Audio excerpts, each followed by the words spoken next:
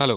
तर आज आपण एक सेशन घेणार आहोत, ज्या सेशनमध्ये आपल्याला डिझाईन कसं करायचं आहे, शेप्स कसे क्रिएट करायचे आहे, ते समजून घ्यायचं आहे. त्याआधी थोडंसं लक्षात घेऊया की जेव्हा व्हिज्युअल हा जो पार्ट येतो तेव्हा कोणत्या गोष्टी येतात. एक तर फर्स्ट फर्स्ट येतं म्हणजे ते एक रास्टर इमेज, आणि दुसरं म्हणजे वेक्टर इमेज. रास्टर इमेज मध्ये एका पर्टिक्युलर झूम लेवल नंतर पिक्सेलेशन यायला सुरुवात होते. पण जेव्हा आपण वेक्टर क्रिएट करतो त्यावेळेला मात्र कितीही तुम्ही झूम करा तर ते ते पिक्सेलेशन त्यामध्ये येत नाही. आणि वेक्टरसाठी आपल्याला ते क्रिएट करावं लागतं वेक्टर. आणि इमेज पार्ट हा जो रास्टर जो पार्ट असतो तो जस्ट लाईक अ फोटोग्राफ, एक पर्टिक्युलर रेंज असते त्याला, त्यानंतर पिक्सेलेशन सुरू होतं. तर आज आपल्याला फोकस यावरच करायचं आहे की आपल्याला वेक्टर कसं क्रिएट करायचं. आणि वेक्टर क्रिएट करण्यासाठी सगळ्यात बेस्ट सॉफ्टवेअर आहे ते म्हणजे कोरल ड्रॉ. तर कोरल ड्रॉ मध्ये समजून घेण्यासाठी भरपूर गोष्टी आहेत, पण आपल्याला फोकस करायचा आहे फक्त एका पर्टिक्युलर अशा गोष्टीवर ज्यामुळे आपल्याला एखादा शेप क्रिएट करता येईल. फॉर एक्झाम्पल, आपल्याला जर लोगो क्रिएट करायचा असेल किंवा एखादा हॉलमार्क क्रिएट करायचा असेल किंवा एखादा पर्टिक्युलर शेप करायचा असेल किंवा आयकॉन क्रिएट करायचा असेल, तर जनरली काय करतात की रिफरन्सेस शोधतात, डाउनलोड्स करतात. पण हा जर विचार आपण केला की हे आपण क्रिएट करू शकणार, तर मग ते प्रत्येक जे जे आपल्याला समोर टार्गेट असतं ते सोपं जातं. प्रत्येक गोष्ट आपल्याला सोपी जाते जर आपण ते क्रिएट करू शकणार तर. तर जास्त वेळ न घालवता आपण कोरल स्टार्ट करूया. मी स्क्रीन शेअर करतो.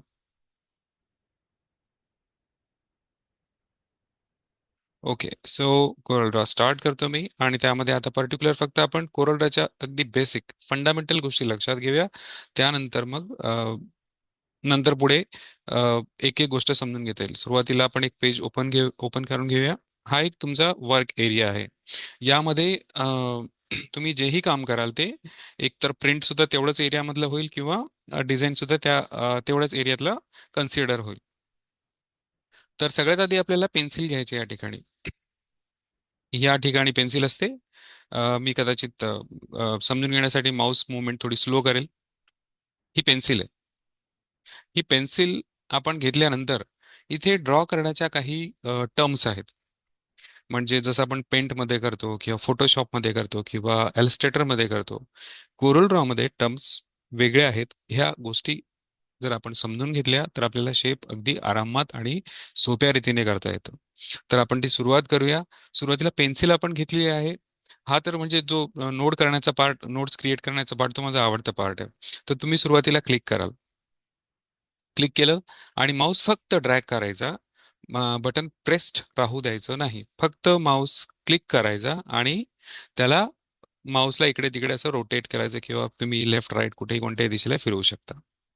आता तुम्ही हे केल्यानंतर तुम्हाला एखादा शेप क्रिएट करायचा असेल किंवा ट्रायंगल किंवा रेक्टँगल वगैरे करायचं असेल, त्यासाठी तुम्हाला इथे जेव्हा तुमचा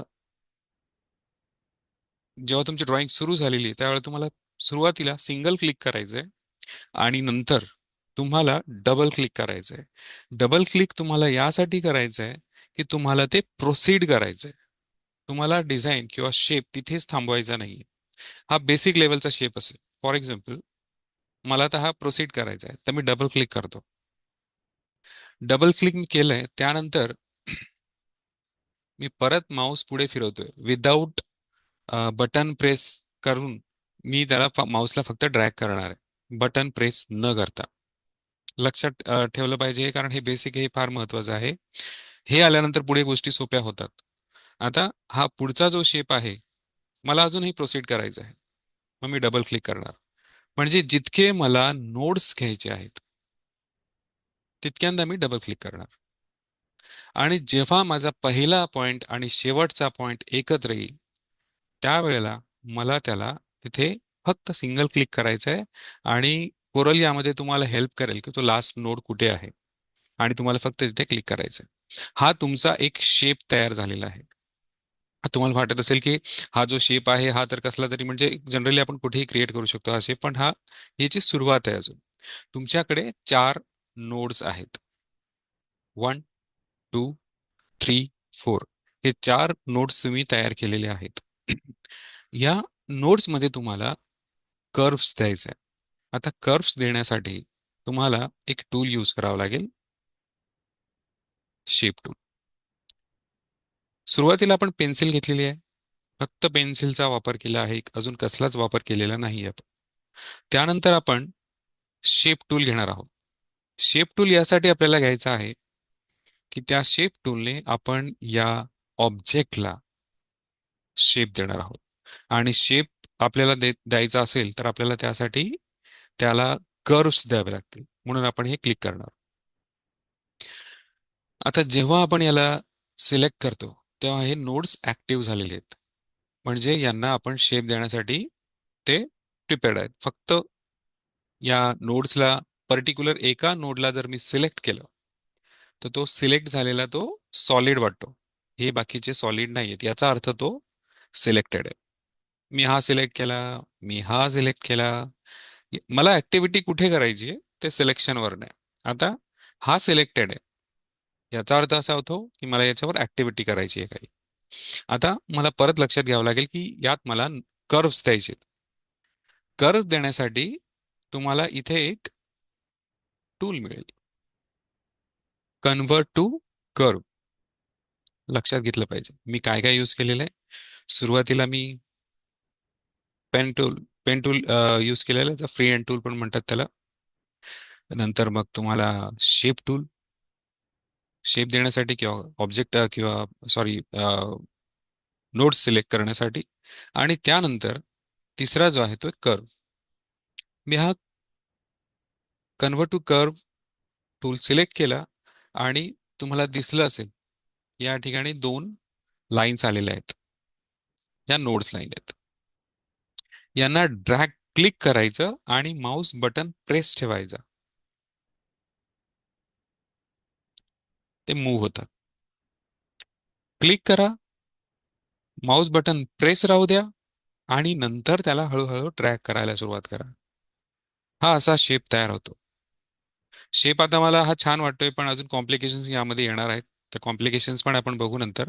पण आता मला जर इथून इथपर्यंत जर द्यायचं असेल तर त्यासाठी वेगळ्या टर्म्स आहेत. फॉर एक्झाम्पल मी फक्त हा एक सिलेक्ट केला, मी अंडू करतोय, त्यामुळे तुम्हाला समजायला सोपं जाईल. मी याला याची पोझिशन पण चेंज करू शकतो अशा प्रकारे माझ्या रिक्वायरमेंट प्रमाणे. तर मी हा जो सिलेक्ट केलेला नोड आहे त्याला मी इथे कर्व दिला तर काय होईल, तो हा सिलेक्ट होतो. पण मी जर या दोघांना सिलेक्ट केलं, असं क्लिक करून ड्रॅग केलं, क्लिक करताना बटन प्रेस करून ठेवायचा आणि ड्रॅग करायचा,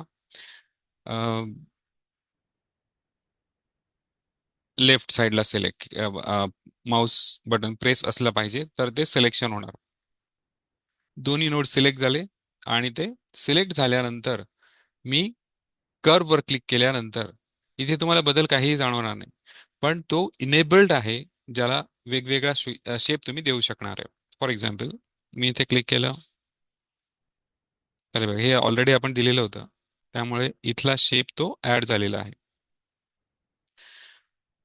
तो ॲरो जो आहे नोडचा त्यावर मी क्लिक केलं आणि ड्रॅग केला तर तो शेप चेंज होतोय, तुम्हाला दिसत असेल.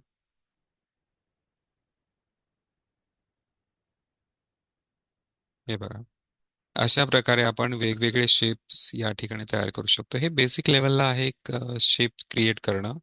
पण या ठिकाणी माझी जर रिक्वायरमेंट असेल, हे तुम्हाला लक्षात आलं असेल की एक तुम्ही पेन टूल घेऊन शेप क्रिएट करा. शेप क्रिएट केल्यानंतर तुम्ही शेप टूल घेऊन परत मग कर्व घेऊन त्याला वेगवेगळ्या प्रकारे कर्व देऊ शकता. इथे काय येत नाही ते एरोज नोड्स, कारण की मी कर्व टूलवर क्लिक केलेलं नाही. मी जर कर्व टूलवर क्लिक केलं तर मग हे शेप्स परत आले, एरो आलेत आणि मी शेप देऊ शकणार त्याला अशा प्रकारे. मग मला माझ्या रिक्वायरमेंट प्रमाणे मी कसाही शेप तो देऊ शकतो. आता महत्वाचं असं आहे की मला अजूनही या ठिकाणी काही नोड्स ऍड करायचे. नोड जर मला ऍड करायचे असेल तर मी सोपी ट्रिक सांगतो अगदी. टूल वाईज तर आपण ते समजून घेणारच आहोत, कारण ते नंतर पुढे गरज पडेल. पण आपल्याला जो टार्गेट अचीव करायचा आहे त्यासाठी जे जे लागणार आहे ते पण आधी आपण समजून घेऊया. तर मी टूल शेप टूल सिलेक्ट केलेलं आहे आणि इथे मी क्लिक करणार. ब्लॅक डॉट दिसतोय तुम्हाला? हा सिंगल क्लिक केल्यानंतर. म्हणजे याचा उपयोग कधी कधी काय होतो, याचा एक दुसरा पण असा उपयोग आहे की जर मी इथे क्लिक केलं ना, आता ही लाईन अशी आहे की इथे जर मी क्लिक केलं तर इथे शेप होत नाहीये. म्हणजे असे ॲरोज येत नाही ज्यामुळे आपण त्याला शेप चेंज नाही करू शकत. तर मी जर इथे क्लिक केलं आणि कर्व टूलवर क्लिक केलं तर मग तो इनेबल्ड होतो आणि तिथे ॲरोज येतात आणि आपण त्याचाही शेप चेंज करू शकतो. हा पण एक लूप आहे त्यामध्ये. आता मला या ठिकाणी महत्वाचं जे सांगायचं होतं, तो डॉट आला मी त्यामुळे ते डॉट विषयी पण तुम्हाला ऍडिशनल माहिती दिली. पण जर मला इथे नोड वाढवायचा असेल तर मी डबल क्लिक करणार. इथून थोडी कॉम्प्लिकेशन सुरू होणार आहे. आता मी डबल क्लिक केल्यानंतर तिथे एक परत नोड ऍड झालेला आहे. परत त्याचे दोन ॲरोज आलेले आहेत आणि मला ते शेप चेंज करायला मदत करतील. डिझाईन आता थोडासा अजून डेव्हलप व्हायला लागलेला आहे. तर असा एक कर्वी शेप तयार झालेला आहे. पण माझी रिक्वायरमेंट आता अशी आहे की हा शेप असा असला पाहिजे आणि हा जो शेप आहे तो असा असला पाहिजे. पण मी जेव्हा हा शेप असा करण्याचा प्रयत्न करेल, ही most of the time difficulty सगळ्यांना येते. तर मग काय करायचं? हा प्रॉब्लेम असू शकतो. मग त्याच्यासाठी हेच एक सोल्युशन आहे की तुम्ही कस्प नावाचा टूल यूज करा. कस्प यूज केल्यानंतर हे दोन्ही नोड्स कनेक्टेड असतात, म्हणजे दोन्ही पार्ट. पण ते सेपरेट सुद्धा डिझाईनसाठी असतात. म्हणजे तुम्ही त्यांना सेपरेटली कर्व देऊ शकता. आधी तुम्ही पाहिलं असेल त्यांचं कनेक्शन जे होतं, एकाला आपण मूव्ह केलं त्यानंतर मग तो दुसरा एरिया मूव्ह व्हायचा. पण आता तसं नाहीये. आता तुम्ही एका शेपला कशा प्रकारे मूव्ह करता त्याचा इफेक्ट दुसऱ्या पोर्शनवर, दुसऱ्या एरियावर होत नाही. मग अशाच प्रकारे आपण हे जे नोड्स आहेत, हे नोड्स तयार करू शकतो. हे अगदी बेसिक आहे, हे फंडामेंटल आहे. हे जर याची जर आपण जास्त प्रॅक्टिस केली तर मला कॉन्फिडन्स आहे की कोणीही जर हे व्यवस्थित लक्षात घेतलं तर त्याला कोणत्याही प्रकारचा शेप दिला तर तो करून दाखवू शकेल.